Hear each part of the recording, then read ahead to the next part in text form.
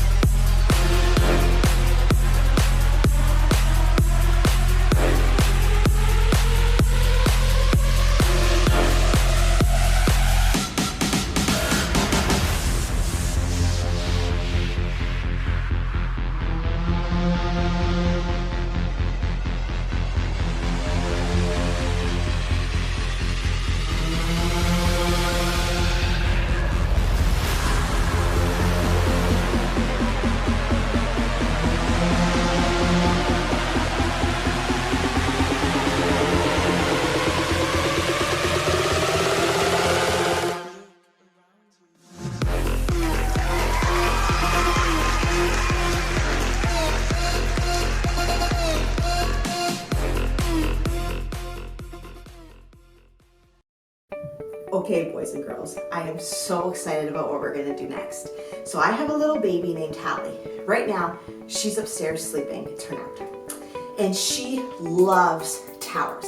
Now, she's too little to build a tower by herself, but she loves to smack them down. The higher the tower, she likes it the most, okay? So I am going to make her an awesome tower, and I want you to watch me build, okay? 1 second.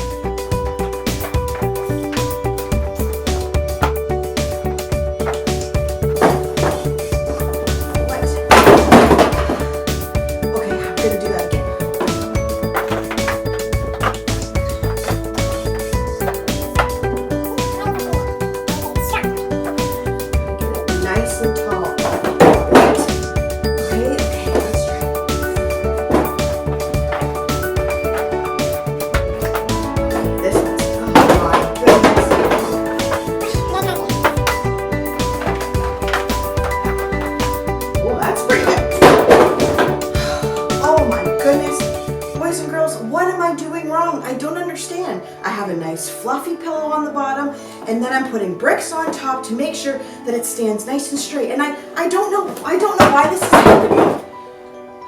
Do you guys have any ideas? I'm really just trying to make Hallie so happy. Wait a second.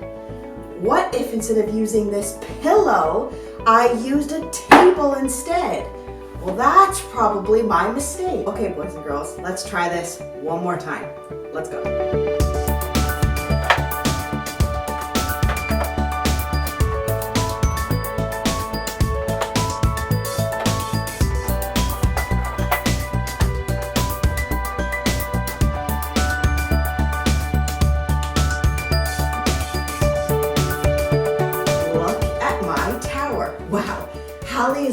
love this when she wakes up for her nap. So why do you think I had such a hard time before building this tower when it was on a pillow? And why I was so successful when I built it on a table? Well, I'll tell you that we need to build on a firm foundation. So when I built on something firm and solid, my building was successful. When I built on something that was squishy and not so sturdy, my building was not successful. And when we build up on a foundation, what that means is that God is our foundation.